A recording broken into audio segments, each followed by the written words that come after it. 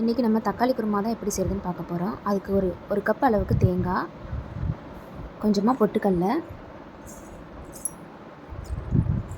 2 teaspoon சீரகம், ஒரு 1.5 teaspoon சோம்பு.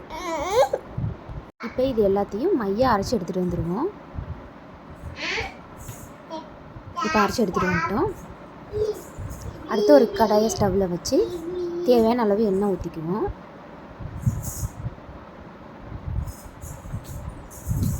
பட்டை, கிராம்பு, சோம்பு எல்லாத்தையும் போட்டு லைட்டாக ஒரு கிளறி விட்டுக்கோங்க.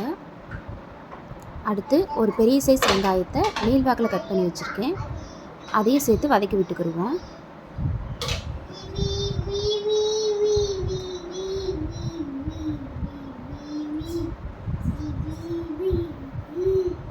இந்த வெங்காயத்தோடையே காரத்துக்கு ஏற்ப பச்சை மிளகாவை 2ஆக கீறி வச்சுருக்கேன், அதையும் சேர்த்து வதக்கி விட்டுக்கிடுவோம்.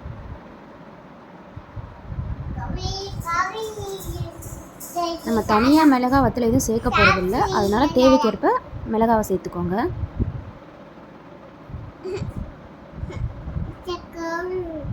இப்போ அரைச்சி வச்சுருக்க தக்காளி இதோட சேர்த்து வதக்கிக்கிடுவோம். நல்ல பெரிய சைஸில் இருக்க தக்காளி நல்ல பழுத்த பழமாக எடுத்து அரைச்சி வச்சுருக்கோம்.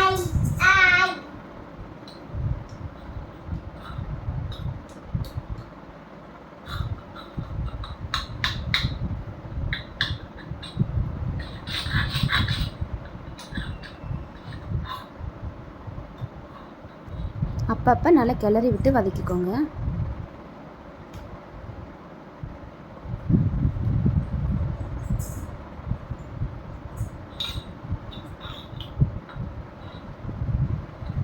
இப்போ அரைச்சி வச்சுருக்கோம்ல அந்த தேங்காய், அந்த பேஸ்ட்டை இதோட சேர்த்து மிக்ஸ் பண்ணிக்கிடுவோம்.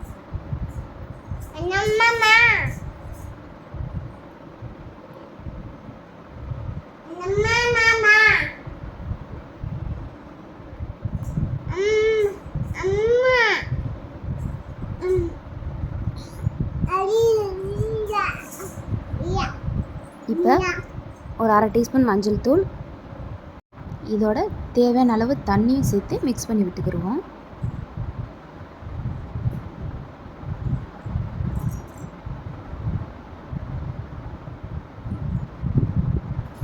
தேவையான அளவு உப்பு சேர்த்துக்கோங்க.